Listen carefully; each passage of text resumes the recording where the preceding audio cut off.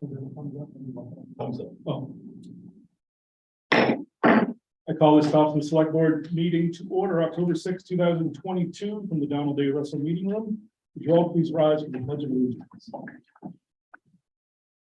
Pledge of allegiance to the flag of the United States of America and to the republic for which it stands, one nation, under God, indivisible, with liberty and justice for all. Patty, would you call the roll, please? David Douglas, I am here. Marie Griffin, here. Lyons, Matt Nixon, Logan Tufts, Here. all present, and our town manager is also at table. Thank you, Patty. Welcome. Town manager report. Hey, welcome everyone. Absentee ballots for the November election will be available at Town Hall beginning October 11th.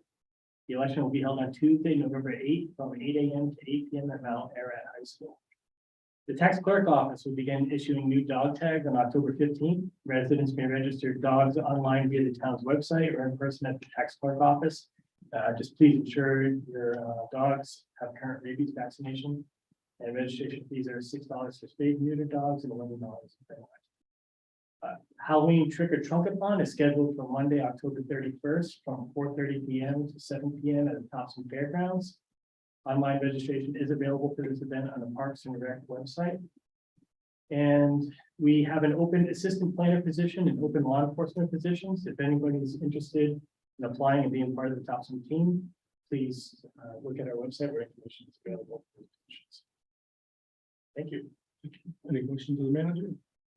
I just have a question about the trunk-a-thon.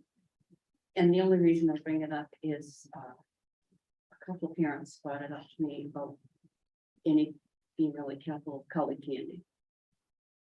The new drug stuff. Yeah, and they weren't gonna let their kids participate this year because I just heard so much about it. Okay. So I just thought maybe we could put up, because I know we're really careful, that we monitored really well. And that's what I told them, but, you know, they're nervous. And the kids are nervous. They said they didn't want to participate. Thank you. Anything else? No. Board committee reports and update. First one up tonight, update from the Community Center Committee, Leslie Byrne.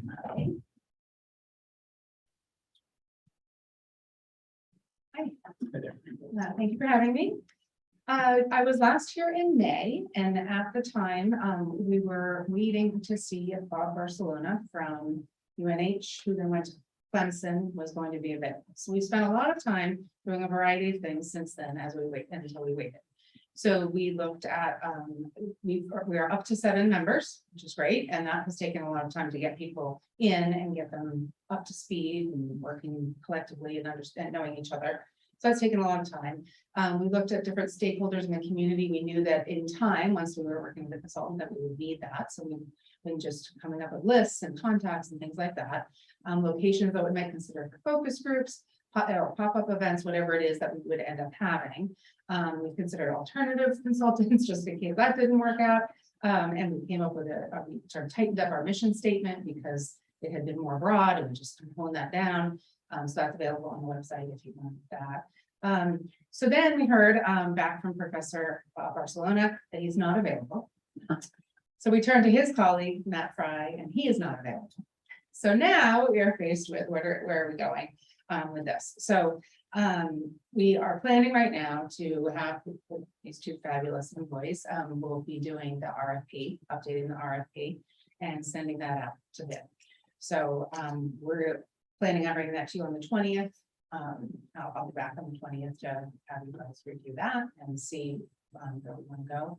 We're just open to seeing what the community can offer. We have had some names come to us that were recommended, so maybe, you know, maybe it'll come in and somebody that who is skilled in this specific area, and that we can help us meet our needs. So I'll be back on the 20th, and if there's any questions or comments now.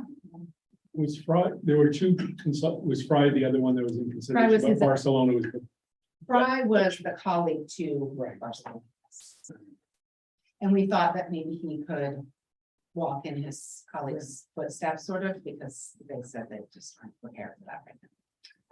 So it's too bad, it's disappointing, Yeah, you know. sure, that Barcelona seemed like the one, right? And we waited in hopes, so we've got a lot done in between, so hopefully that will serve us well in the long run. The big thing you still have to have something. The Yeah. big thing you're after and they have the members more, you have it up to fight. Yeah. Right, yeah, and I think we're well represented now, we've had, just been open to different generations of people, because we want this to be a multi-generational event and just experience all the way through, so. We have a couple older folks that have joined us and, just bring the, community out by, it's the, we're out by Target, that way, that community back there, the condos back there, and so, yeah, I think we're well represented. Questions? So RFP will be probably talking 3 weeks sort of thing, putting it out, or is it long? I'm just trying to think how much you guys will, I guess, tread water a little bit longer, right? Right, Yeah, so there's platforms that we put it on.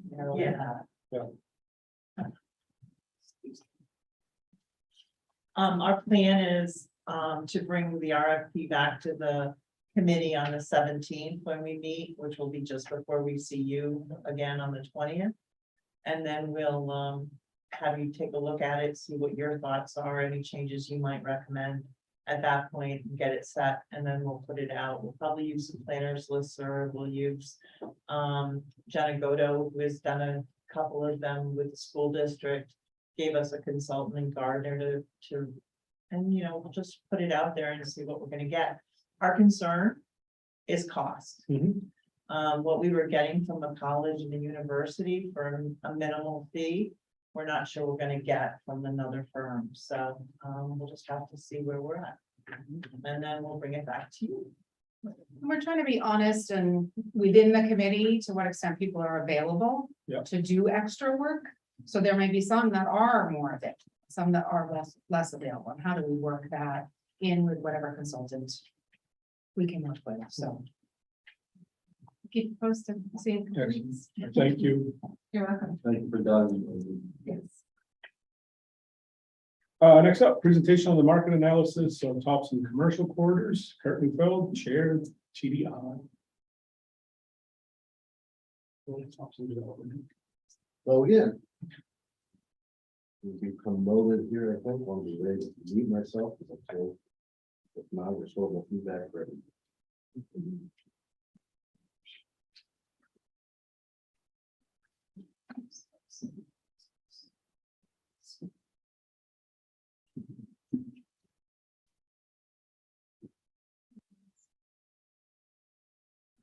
Good.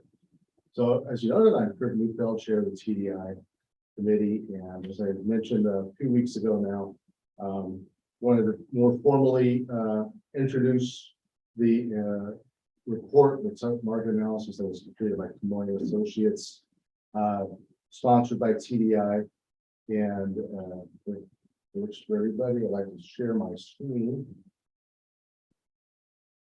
I'm going to borrow some slides that Moines prepared, with their permission, just to help structure my my discussion here a little bit.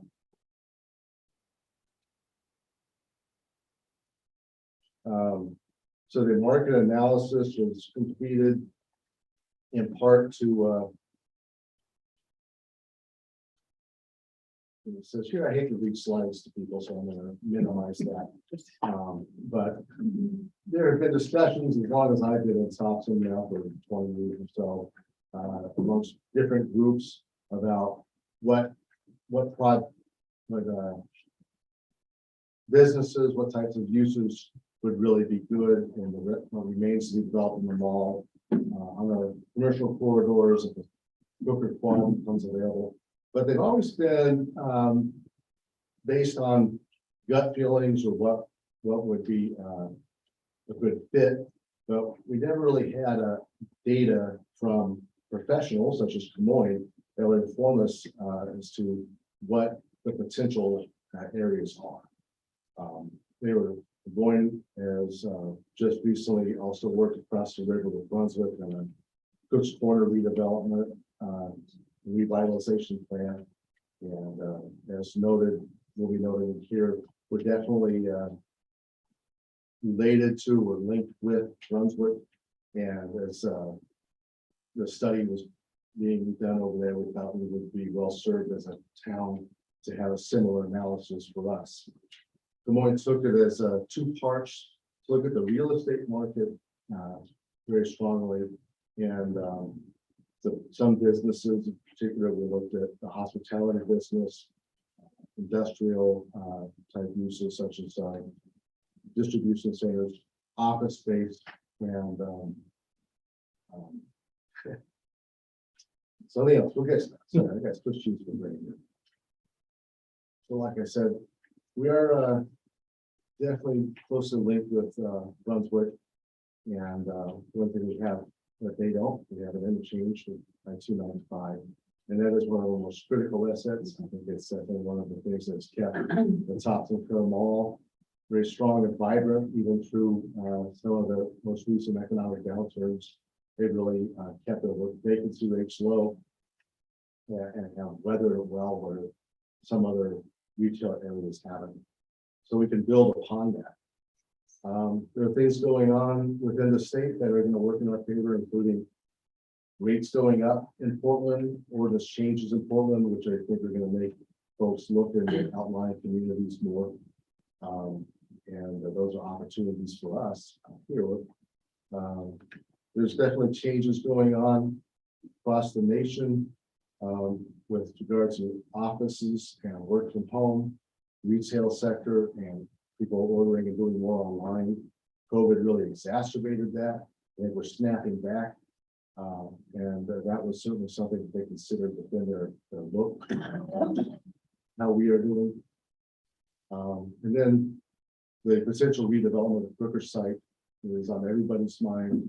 We approached the town, the select board about relocating in the past, and I think it's no secret we're still looking to do that in the future, and that's going to open up part of that quadrant out there for redevelopment and what sort of things would be a good fit in that. With the residential review, they noted that homeownership has been single family owner occupied in Topsham, pretty much forever.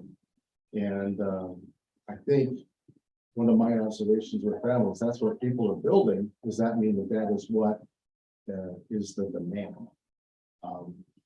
And within the report, they indicate that basically in the last 10 years, only one group of multifamily or rental permits were issued. I think that more than indicates a market trend, I think it indicates a potential pent-up demand. My role, having worked with sightlines for many years, I've seen what's going on at Brunswick Landing, and they cannot build multi-family and rental units fast enough. I think that's a type of housing which is going to be great demand. Their market report concludes 86 new rental units could be supported within Topsham based on our own little population demand, and then obviously 295 single family or owner occupied units. I think that there's in my supplemental memo from TDI, we think those numbers are probably a little bit low. They when we talked to the Des Moines authors, they agreed that there's definitely forces that are going on that would probably indicate the demand is greater than the database sources that they use would indicate. But this is the data they have, and this is the data that they say fits. There's a strong pipeline going on, as they refer to it. There's been a lot of housing approved in the Brunswick area. There have been some single family homes and approved here in Topsham. But their question is that too much too soon? I don't think we know. I think given the demand that we're hearing from the real estate sectors, people looking for homes, staff trying to find homes, hearing from Midcoast Hospital, they're having trouble finding things for their staff. VFW is having trouble keeping staff. So let alone new folks coming to the area, people who are working in our community are having those problems. So certainly, strong residential demand. The retail and restaurant sector, basically they concluded that our demands are pretty well met by what's already existing between Topsham and Brunswick. They with the potential for market basket to come to town, probably pretty well set on grocery shopping with the stores that we have in our local area. They figure most new retail needs are not likely to expand unless they're specialty or service-based type things. I think a really great example is the, which fits right with what they're saying, is the new game lab that opened up over there by Smitty's. It's a entertainment venue. It's going to have some food component that builds on the services, and it's unique. So those are the sort of things that will likely be coming, attracted to our area. The industrial component is really they looked at distribution centers. That's kind of where the industries are going right now because of all the online ordering. We don't have a lot of industrial zone area in Topsham right now. So they looked at a 200 square foot distribution center in terms of its feasibility as it's really kind of a mid-sized distribution center. They looked at that and they determined that it's sort of a borderline moderate financial success, just taken on its own. They made a point in our discussions that if it were a specific user of that distribution center, we had an Amazon or something like that, they might actually be more interested than just looking at it as a generic distribution center. Office space, that's the sort of thing that I think the whole industry is trying to figure out the future of it. They said in their report that if we're going to attract office space, whoever the developers are want to really make it a higher end. They want to provide amenities that office workers are looking for to make it worth going into the office. They're talking about walkability areas with access to restaurants.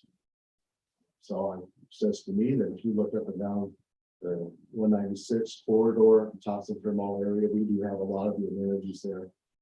And office space could still be something that could be attractive. Obviously 13,000 square feet of medical offices, but they perceive. I really had a bunch of discussions with them about that because I felt like maybe that's more. Hearing from the Midcoast Hospital, they're actually not looking to expand. They feel that their needs are met. So in urgent care or primary care, I don't think that's the sort of medical offices we'd be looking at. It would be more along the lines of specialty, oncologists, hip knee replacements, those sorts of things. Much as we've seen out there, we'll see what we see. So it's still a viable sector. And then the hospitality, we asked them about a hotel here at the interchange. Certainly is something that people have been interested in over the years. And they say that we could probably support the 50 to 100 room hotel if it had, I'm going to call it a event center, not really a conference center because that evokes different ideas. But really, there's nothing in the area right now where you could bring 250, 300 people together in an event center. Excuse me. And that's something that could probably be supported right there.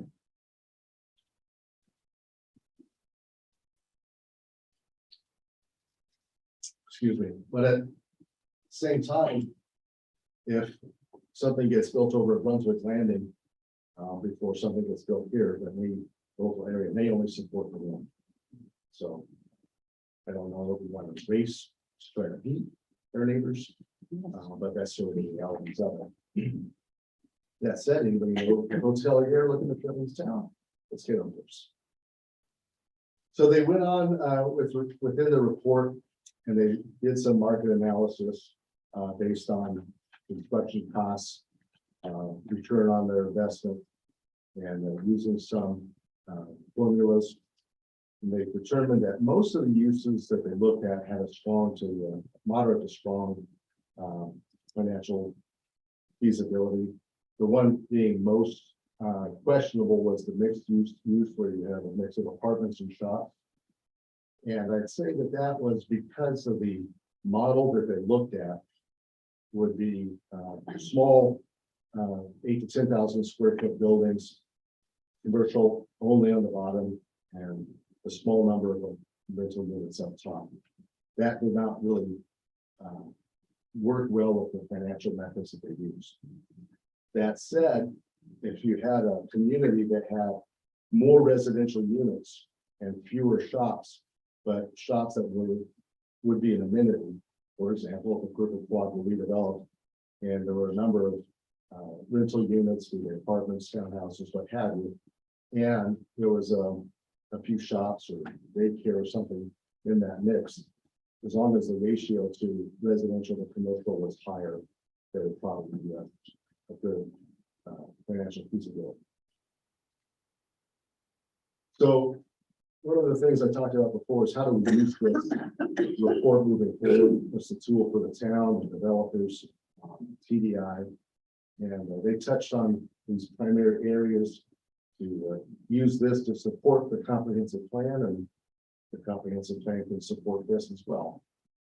Looking at these commercial corridors where we really want to attract our businesses. I think something I mentioned before, it's been brought up time again, is what are the financial impacts of trying to expand these business areas outside of the area we already have water and sewer, for example, west of the highway. I just was having discussions with folks re-looking at the Southwest quadrant again.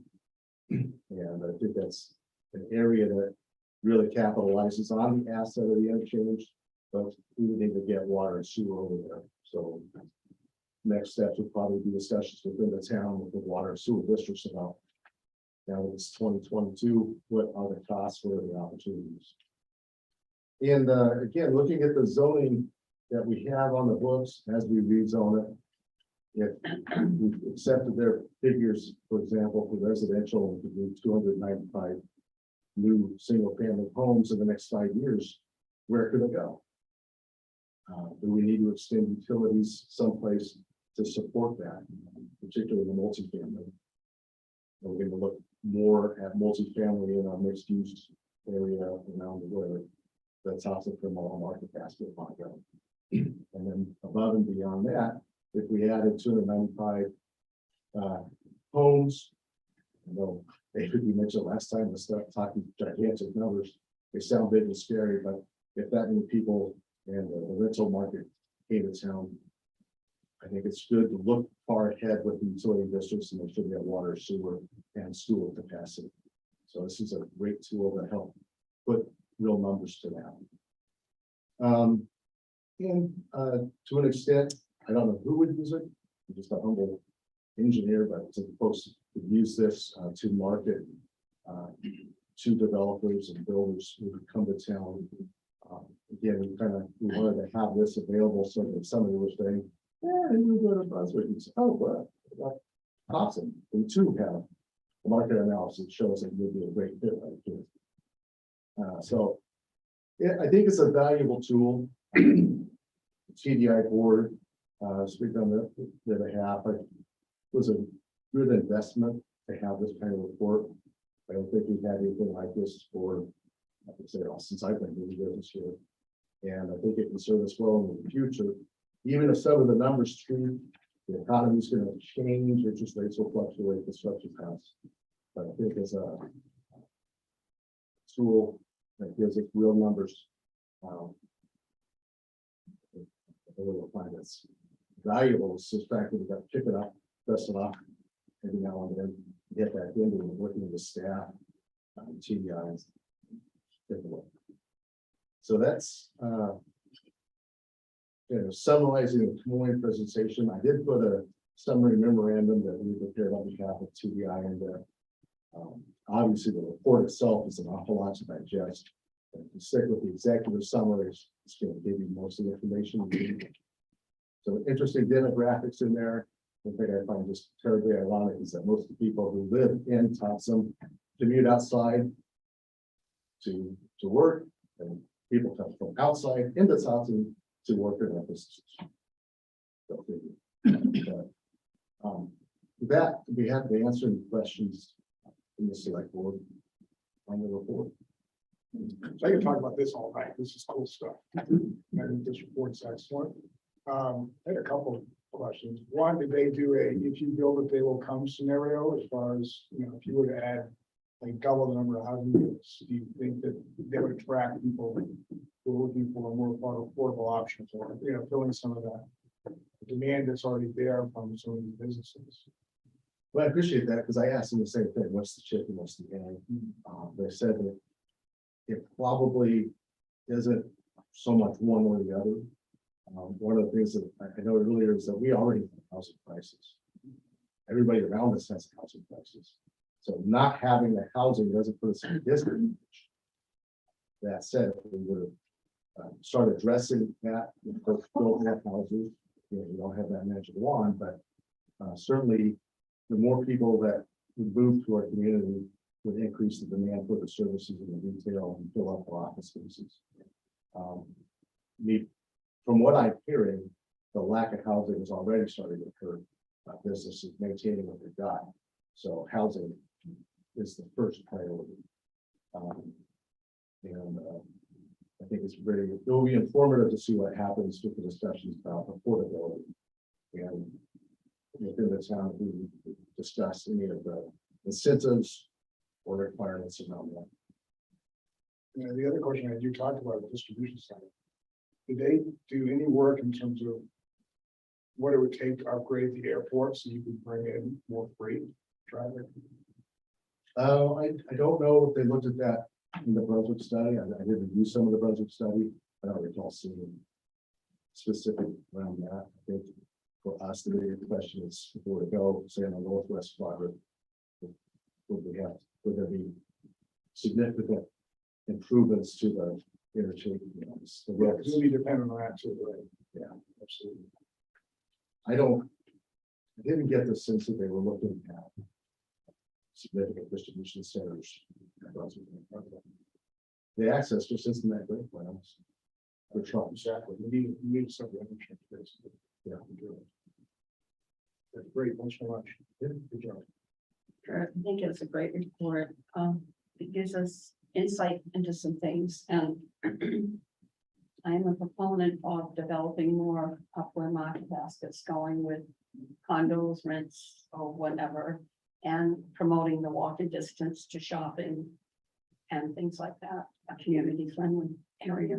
And I think a lot of communities are looking at that to have more areas where you can walk versus travel, for environmental reasons, or just for health reasons. Sure. And so, to me, it would be a good plan with that. And of course, I'd love to see distribution center. Something that we're actually doing something instead of just office space. So, thank you. Good report. I think it's very helpful. Kurt, is the housing numbers that they say, the 88, which is probably low, right? Is that just assuming today's world, or is that assuming any of this built in, and did they provide anything that if you brought in a 200,000 square foot center, I mean, that's obviously going to create more demand. So 88 is just today, as we said, we need. Anything else added in here adds to that number here. Is that correct? Yes. Okay. And again, what they didn't do, I'm sure it was intentional, was they did say, well, if you're going to bring in a market basket, we have to have 50 new rental units and 30 new houses. Right. They're independent, and yet they're winning. Again, my sense of it is the housing, the availability of a workforce is going to be more attractive to somebody coming to work, coming to the community with a distribution center. So they came here and they said, we have no place to put people. Then it would be a negative mark. So I think we can absorb the housing even without the addition of businesses. And the more, to an extent, the more housing that we have, the more likely it will be to bring people in. I know over at Brunswick Landing, they're bringing in some new folks into the tower from Northeastern. Taking over, coming in off of Wilson Avenue. And I was wondering, are those employees being drawn from the community, or they're going to have to come from the outside? If they're going to come from the outside, where are you going to go? So I do think that the housing should move. I guess I need to understand, this, and I've stayed away, but the whole discussion of affordable housing, how it relates to government's responsibility is something I need to understand better, because, and I understand, keeping our codes more user-friendly, easier to use, it lowers the cost. The reality is the costs are materials and such, and where they can turn the profit. Is it, I mean, where does government step in? What is the expectation of the government? Is it a subsidy to help do it? What's the, I guess, so because I've stayed away from it. Is the honest outlook is to bring this housing, we need subsidies from the town? From the taxpayers? Because I don't know how you lower, costs are costs, right? Right. Everybody gets hit by it. If I wanted to do an addition in my house, it's super expensive now. Nobody's helping me. And if you can find a contract. Right. Right. Well, I think that, that's a great point. We're just getting workers at all, but, I got a tree house for them. Sorry. and I'm no expert on this at all. However, I do know that the discussions that are starting in Brunswick will involve their housing authority, which is the same as our housing authority. Yeah, right. And, there's other stakeholders, there's developers that are involved. And so the strong measures that they took to say 15% must be affordable above a certain number of units, I think is really there's a lot of immediate reaction of no way, we'll never build there, this is too onerous. And yet I know projects are going forward. So I don't know what the impact on inertia of housing would be. I'm a free market guy, so I don't know what I like regulating that. However, I also have to look back and say, Topsham's had incentives for additional housing bonuses that we make affordable that really don't seem to be attracting them. One thing I have read is a very interesting article that one of the best way to bring housing prices down is to increase the inventory of new housing, and then it sort of adjusts as long as housing is a commodity and people can basically ask what they want. There's no hope. So I wish I could tell you, yes, you should absolutely do this, but I just know, I feel on my bones is we need to have more supply and more inventory that will enable, they'll adjust that just in the market sense. What defines affordable housing? Just a median income, some percentage of the average median income, and those are all pretty well defined. Okay. And so then 30% of that, 20% of that, whatever that value is. I don't store those numbers in my head, but that's what's defines. Doesn't Brunswick still have a moratorium in place on housing? Yes, Yeah. I think it's got another 4 months. Yeah, about 4 more months. And again, we've established the community to discuss all of that. I'm sure it will run the full term. I don't know if they're, open to the idea of extending that further, but they're definitely taking a hard look at it. What I am afraid of is if the measures are too strong, it will chill development, housing development in the community. developers will pass by or go elsewhere. And, we'll kind of shoot ourselves in the foot in terms of really providing better opportunities for people to live there, for workers to live there. In terms of industrial, I mean, I wouldn't sell it short, something that's not necessarily distribution. I mean, there's a lot of other, I mean, this report pretty much hits the nail on the head with the fact that right now, industrial space is completely utilized by marijuana or birds. I've been looking for a building for a year and a half now, and every time I find something in this town, it gets immediately snapped up. But I wouldn't sell it short in terms of the distribution center. I mean, I would think, you know, if we move forward with a few of your recommendations, if you know before that we select a few targeted industries that we might want to attract to town, that have a future, manufacturing. is a good one. I'm saying this from a selfish perspective, obviously, but I mean, additive manufacturing is a fantastic new road that everyone is attracted to at this point in terms of lowering overhead costs. So I mean, if there's when we hub in this town, I think that would be a good thing. The other thing I'd point out is there might be 50 acres out on the base for industrial, but I think the authority has a pretty good idea about what they actually want to see out there.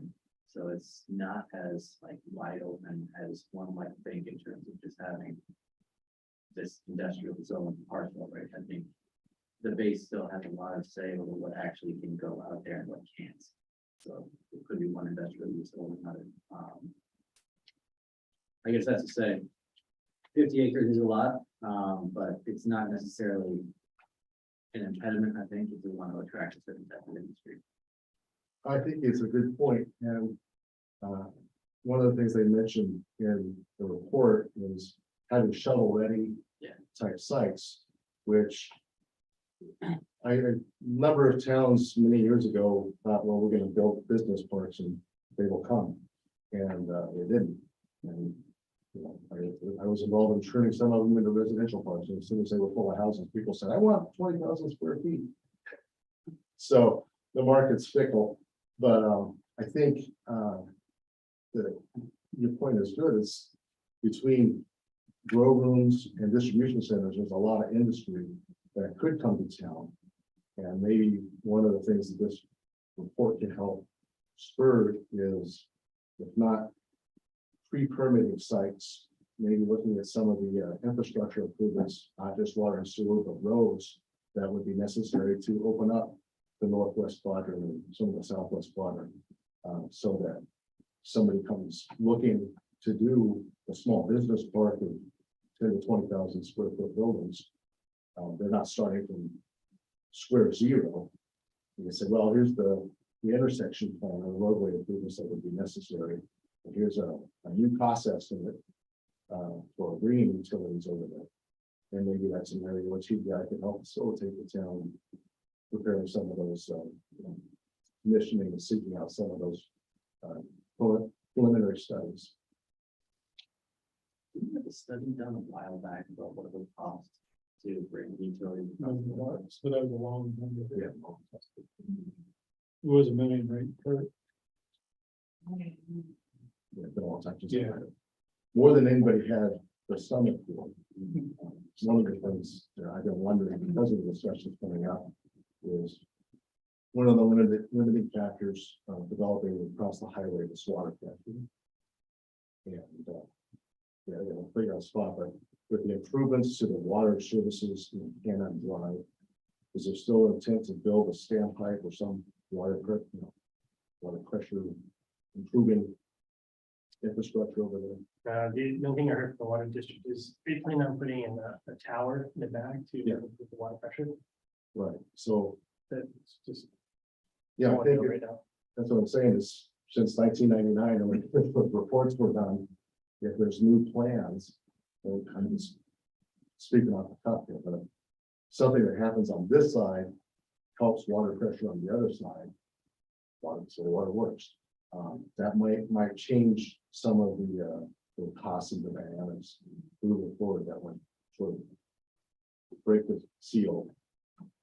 Yeah, I think it's I think it's high time to take another look at it. And again, I'm just gonna say speculatively, that maybe a way the TBI as a group could help. Thank you for sharing. Thank you for sharing. That's what we're seeing. That is available online. It was connected to the agenda here. We'll make sure it goes up and people can find it either on the TDI part of the website or some other appropriate locations. So it'll be available to anybody who wants. Any other questions for Kurt? I just think your housing number is very conservative because I think we live in the rental market in Portland. And a relatively easy commute between here and there. I think there are lots of letters to Portland, there's a lot to come up with. Yeah, I agree.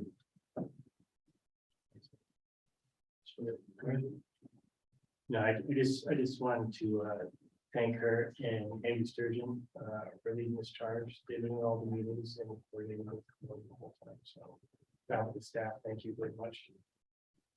You're so welcome. Thank you for your time tonight. Thank you. Any public comment? Correspondence, we do have one letter, but I was gonna attach that to the conversation upcoming.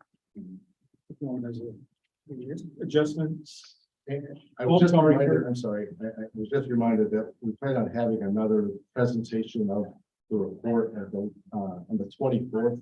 That will be, open to the public. And we'll make sure it gets notified and That'd be good. those papers. More out of the right? That's the 25th. 25th? Geez, Kurt. 25th. Where is it? Right here. Over here also. Excellent. Thank you. No adjustments, I don't think. I don't have consent calendar. I'm gonna take these two separately because we're gonna make a change to one, I hope. One, approval of the minutes, of the regular select board meeting, September 15, 2022. So moved. Second. Moved and seconded. All those in favor of that? Unanimous. So number two, there's gonna be a date change. Just that there's a typo, wasn't anything worth changing anything. Should read approval to open the polls at 8 AM on November 8, 2022. For the state of Maine general election and the municipal annual election. Approval to open and process absentee ballots on the following days if needed. And this is where one change would be tighter. Should be November 1, 2, and 4, not the third, 1, 2, and 4. Beginning at 10 AM and ending at 3 PM or sooner if completed.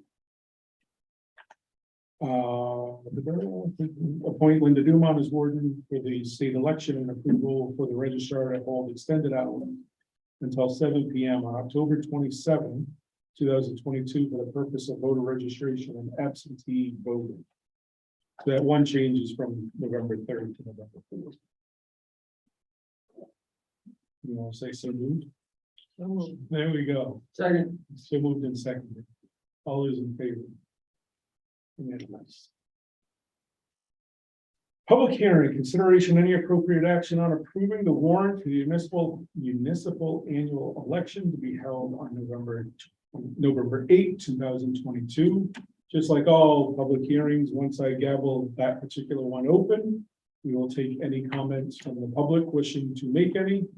Once we close the public hearing, all comments will be between the board. Anyone want to talk? Public hearing closed.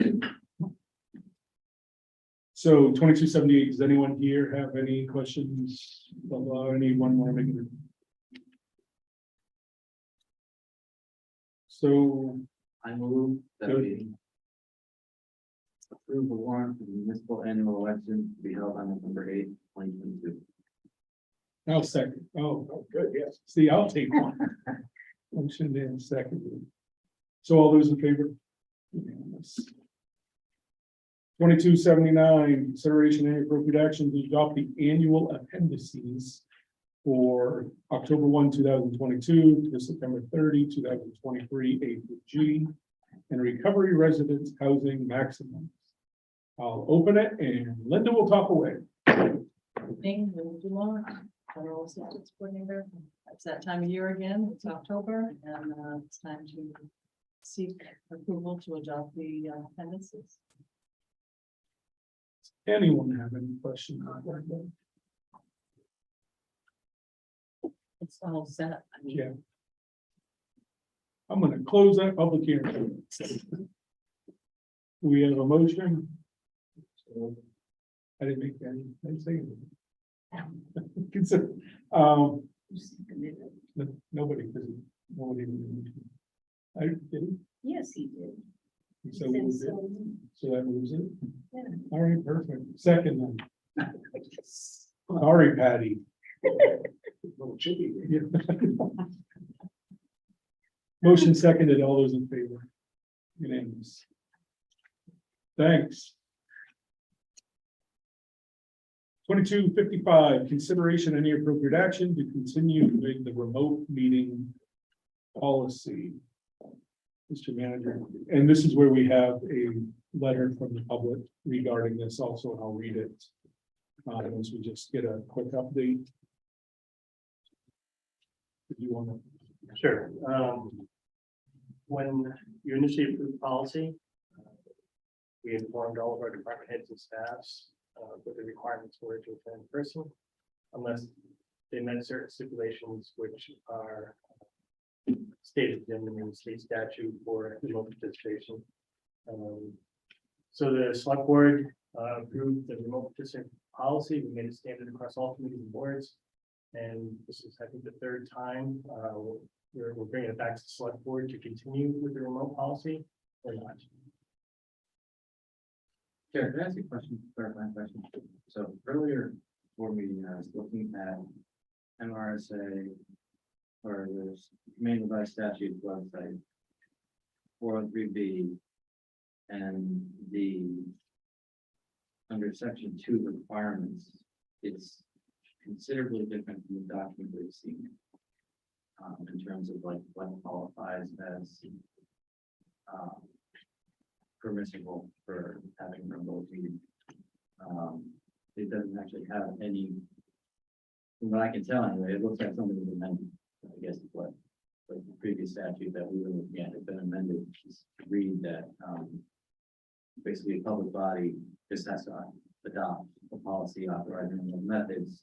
And then part 2 is if 2/3 of the members vote in support of the chair's determination. I didn't see anything in there about illness or anything like that. Which statute? It's 403B. It's the Title 1 General Provision, Chapter 13, Public Records and Proceedings, Section 403B, participation in public meetings. I'd have to look. Matt, just to make, that's not public's participation. It does, I don't know, I've never looked at it, so I don't know what. No, Just when you read the title, I immediately thought the public's participation. well, the only reason I looked this up was because it was on the document we received today that was citing the law. So 403B, so the benefits was right before the meeting, and just noticed those differences. And they're, I don't want to say super substantial, but I think there are significant differences. This seems to be a bit more. remote. Yeah, exactly. Yeah. It has less, it's less strict, I guess, is the way to put it. Which has been the Yeah, dream that's all good. along. So anyway, I just wanted to bring that up. It looks quite a bit different. I think the document we got today talked about that 4 stipulations, right, about meeting the bar for remote policy or remote meetings, and one of those was, you have to have an excuse such as illness or but this doesn't mention any of that. So while we're in this holding pattern, it's a great opportunity to read. So we got a letter, dear Topsham Select Board members, I'm writing to share my perspective on the remote meeting policy. I understand that remote meetings can present challenges and are not ideal in all circumstances. However, for those of us serving on advisory committees such as the ones charged with informing select board members on matters of energy efficiency, I would ask that you please consider maintaining some flexibility. Allowing the energy committee members to meet remotely is an investment in the town's financial stability and well-being. Energy efficiency saves money. The committee does its best work as a think tank with all hands on deck. Allowing flexibility for meeting attendance improves attendance and thereby output. Remote meetings save energy directly by not requiring needless travel. Remote meetings have allowed me personally to participate in energy committee meetings when I was working from Southern Maine through the pandemic, when I was unable to find childcare, when I was traveling, and when I attend an evening meeting at work and otherwise couldn't commute down and back. A headline in today's national news, October 5, is that OPEC is slashing its oil production to increase prices. Please help us beat the financial squeeze where we can. With fair, flexible policies, in turn, we can focus on helping Topsham find new ways to beat the squeeze too. Thanks for taking time to consider my comments. I appreciate your service to the town. Jen Curtis, Topsham Energy Committee member.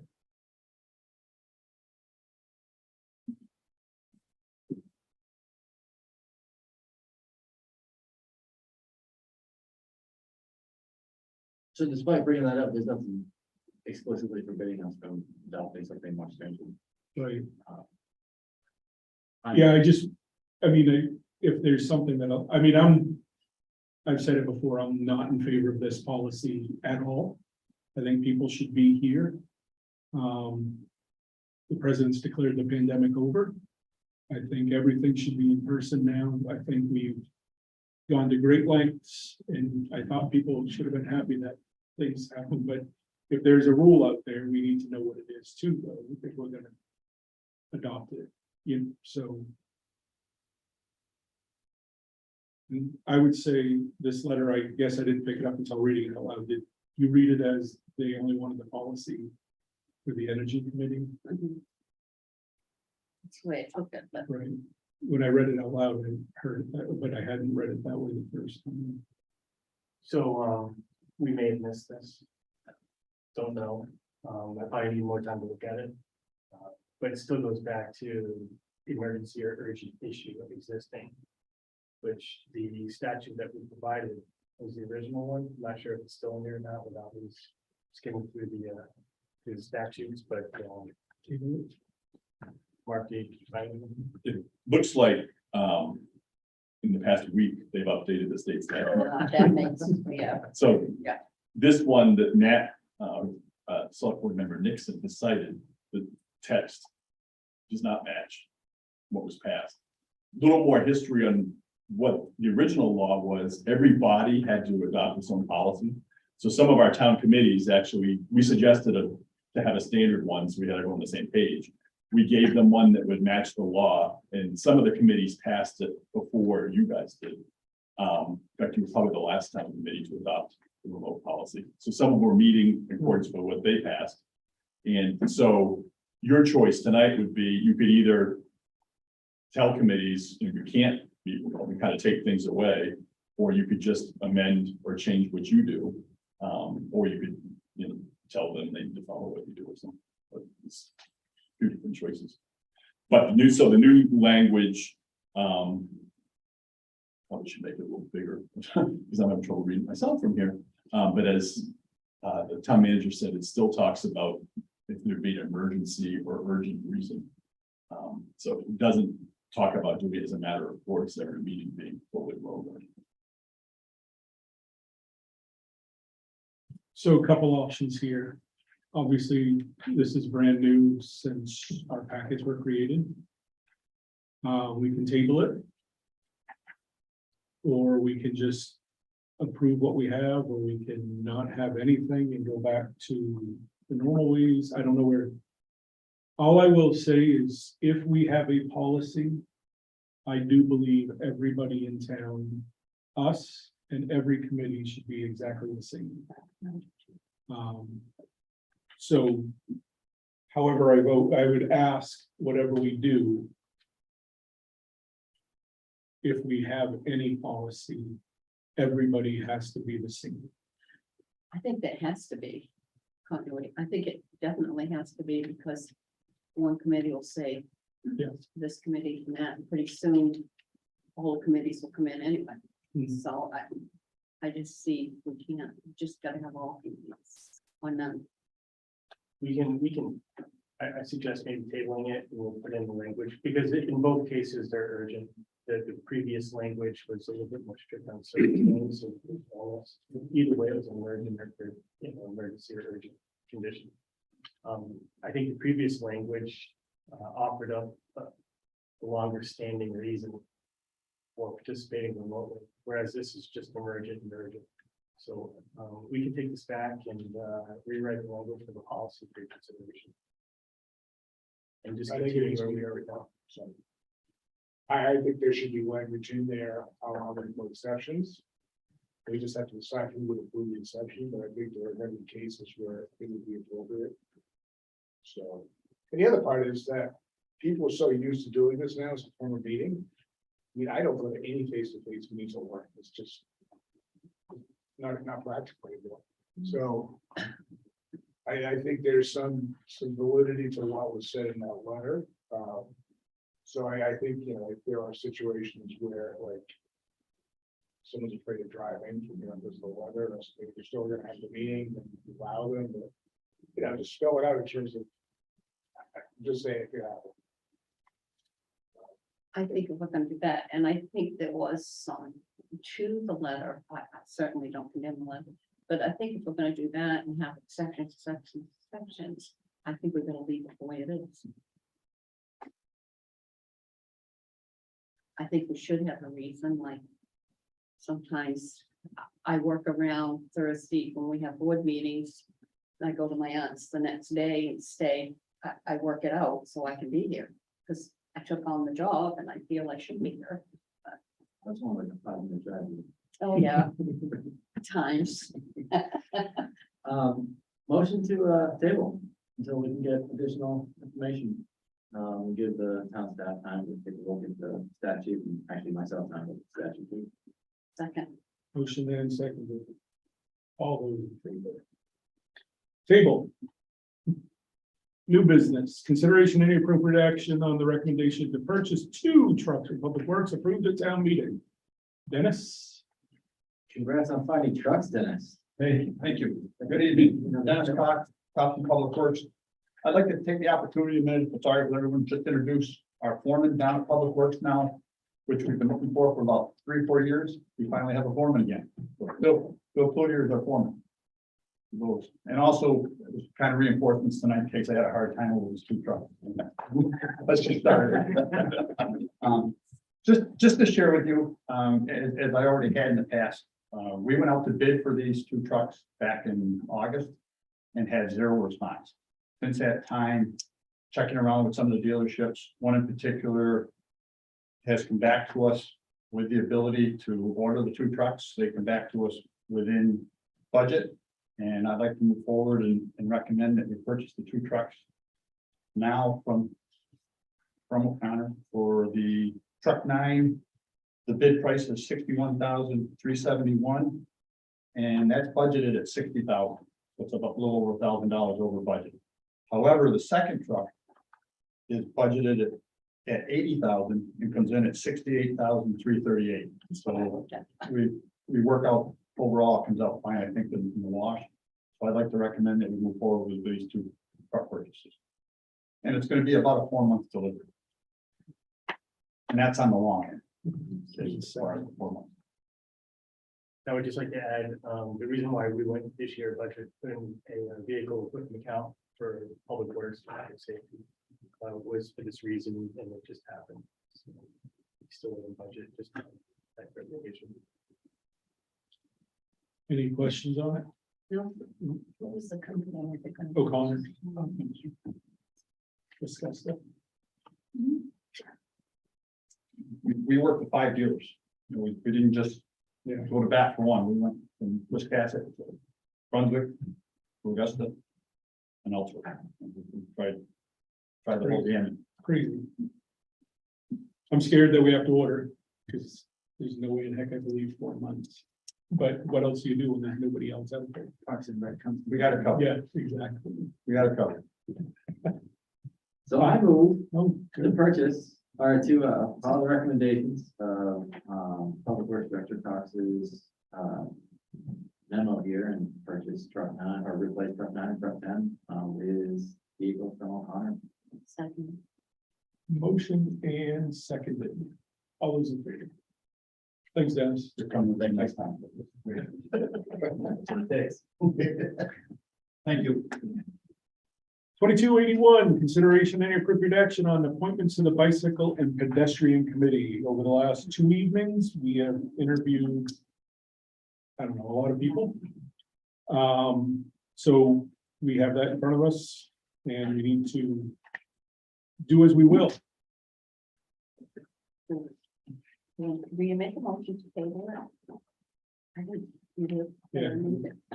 Yeah, Because we have some people that could not be interviewed due to circumstances beyond it. they were, yeah, so we had an applicant that submitted and last second had to leave town.